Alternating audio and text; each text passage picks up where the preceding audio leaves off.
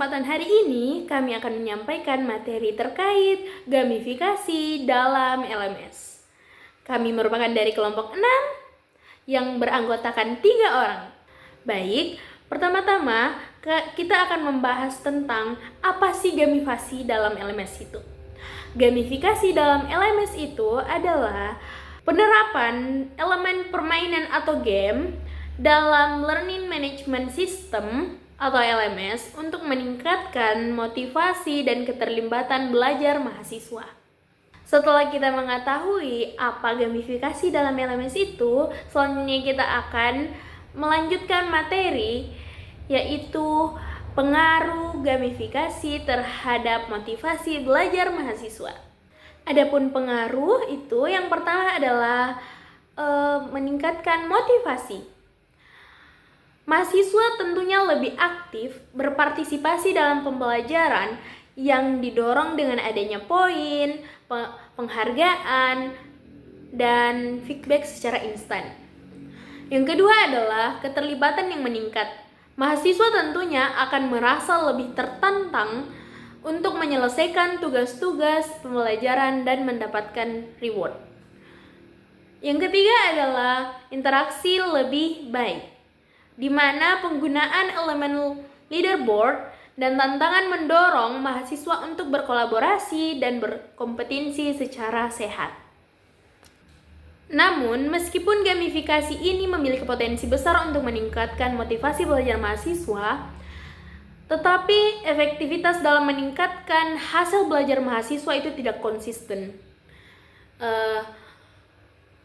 Mungkin beberapa studi menunjukkan bahwa meskipun gamifikasi meningkatkan keterlibatan dan motivasi mahasiswa, dampak terhadap hasil belajar masih bervariasi. Hal ini disebabkan oleh beberapa faktor. Nah, seperti perbedaan dan desain gamifikasi, preferensi mahasiswa, atau jenis pembelajaran yang diterapkan dalam LMS. Baik, mungkin hanya itu materi yang dapat saya sampaikan dan saya paparkan. Selanjutnya materi kedua akan disampaikan oleh rekan saya yaitu Nur Aziza. Pada pemateri kedua saya persilahkan. Assalamualaikum warahmatullahi wabarakatuh. Terima kasih atas kesempatan yang diberikan kepada saya. Saya dari kelompok 6, saya akan menyampaikan materi yang telah dibawakan oleh rekan saya yaitu tentang studi perbandingan antara metode konvensional dan berbasis gamifikasi dalam LMS. Dan yang akan saya sampaikan pada hari ini yaitu tentang metode konvensional. Jadi, metode konvensional merupakan metode yang dilakukan dalam pembelajaran tatap muka atau biasa disebut dengan metode ceramah. Maksudnya, metode ini sering diterapkan dengan cara berceramah atau dengan menyampaikan informasi-informasi manapun secara lisan. Dan metode ini sangat mudah, praktis, dan ekonomis dan tidak memerlukan alat bantu manapun untuk menggunakannya. Tapi meskipun metode ini sangat mudah, tapi metode ini juga memiliki kekurangan dan kelebihannya. Seperti kekurangannya itu yang pertama, keterlibatan mahasiswa menjadi pasif. Jadi dalam proses pembelajaran ini biasanya hanya sebagian mahasiswa yang akan terlibat aktif dalam proses pembelajaran dan sebagian lainnya itu akan kurang fokus atau kurang aktif untuk mencerna materi-materi yang tadi disampaikan kepada pengajar, seperti itu. Jadi yang kedua itu motivasi belajar mahasiswa rendah. Dengan menerapkan metode ini juga akan membuat sebagian mahasiswa atau pelajar motivasinya itu akan menurun. Karena apa? Dengan metode berceramah atau menyampaikan informasi secara lisan, biasanya sebagian mahasiswa itu akan merasa mengantuk atau merasa bosan pada materi-materi tersebut, sehingga membuat motivasi belajar mereka di dalam kelas itu menurun.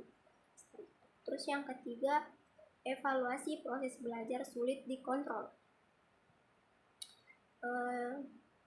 Contohnya, jika pengajaran terlalu berfokus kepada ceramah atau pendekatan satu hal, mahasiswa mungkin kurang terlibat secara aktif, membuatnya sukar untuk menilai perkembangan mereka. Terus yang terakhir, itu ada proses pengajaran menjadi verbalisme. Dalam hal ini, proses pengajaran menjadi verbalisme itu merujuk pada situasi di mana pengajaran lebih berfokus kepada penyampaian maklumat secara lisan melalui kata-kata tanpa melibatkan interaksi yang mendalam atau aplikasi praktikal. Dan ada pun kelebihan dari metode ini. Yang pertama, mendorong mahasiswa untuk lebih fokus. Jadi dengan pembelajaran tatap muka itu akan diawasi dan diberikan materi-materi, disampaikan materi-materi kepada mahasiswa, sehingga itu dapat membuat mahasiswa menjadi fokus pada materi-materi yang disampaikan oleh pengajar. Terus yang kedua, kelas dikendalikan secara penuh. Dalam proses pembelajaran tatap muka atau dalam metode ini, kelas akan dikendalikan secara penuh oleh pengajar.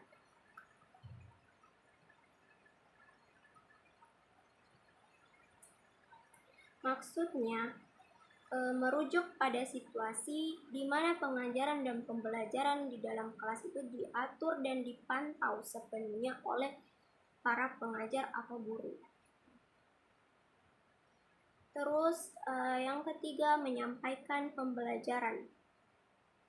Jadi dengan melakukan metode ini, menyampaikan pembelajaran itu akan sangat mudah karena itu akan disampaikan secara langsung tanpa melalui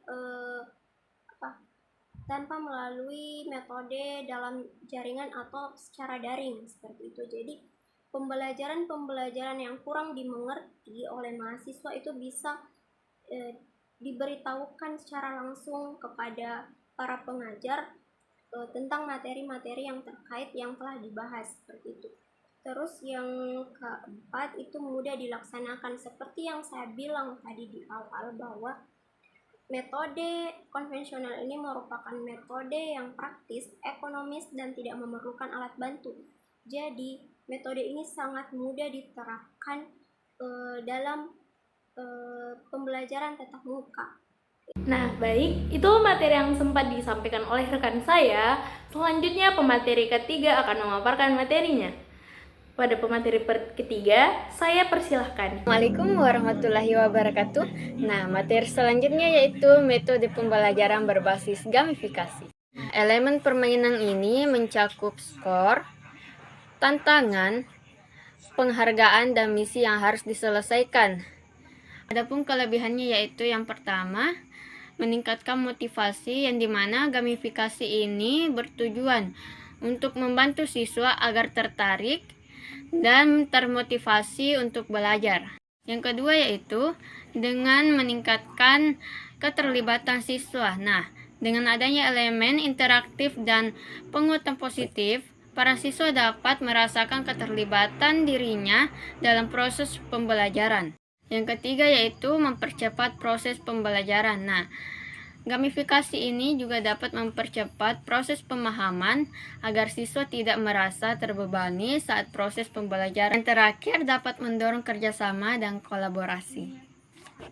Adapun kekurangannya yaitu yang pertama, ketergantungan teknologi. Nah, gamifikasi ini seringkali membutuhkan platform teknologi yang memadai. Hal ini juga bisa menjadi hambatan jika sekolah tidak memiliki fasilitas yang cukup. Yang kedua yaitu overkompetisi yang dapat menyebabkan siswa merasa tertekan atau cemas yang dapat mengurangi tujuan saat pembelajaran dimulai. Yang terakhir adalah kehilangan fokus pada tujuan pembelajaran yang membuat beberapa siswa hanya memfokuskan pada penghargaan, tidak dengan materi. Nah, sekian dari saya kembalikan ke moderator. Nah, itulah tadi pemaparan dari materi kami terkait gamifikasi dalam LMS.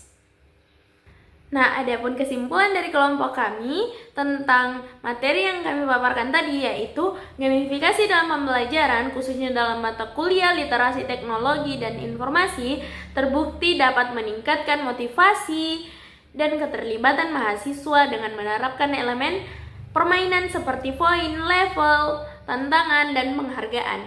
Sementara metode konvensional dalam LMS yang mengandalkan penyampaian materi secara langsung seringkali dianggap kurang menarik dan dapat menyebabkan penurunan motivasi. Gamifikasi justru membuat pembelajaran lebih interaktif dan menyenangkan, sehingga meningkatkan pemahaman serta partisipasi mahasiswa. Studi menunjukkan bahwa pendekatan ini tidak hanya mempercepat pencapaian tujuan pembelajaran, tetapi juga mendorong mahasiswa untuk lebih aktif dan termotivasi dalam menyelesaikan tugas. Dengan demikian, gamifikasi dapat dianggap sebagai strategi inovatif yang lebih efektif dibandingkan metode konvensional dalam meningkatkan motivasi dan hasil belajar mahasiswa dalam LMS, meskipun penerapannya memerlukan perencanaan yang matang. Dengan berakhirnya penyampaian dari materi kami ini terkait gamifikasi dalam LMS, harapannya materi ini dapat memberikan benefit ilmu yang baik ke depannya dan teman-teman dapat mempelajarinya. Sekian dari kami, kurang lebihnya mohon dimaafkan. Wabillahi taufiq wal hidayah. Wassalamualaikum warahmatullahi wabarakatuh and see you next time dari kelompok kami. Dadah.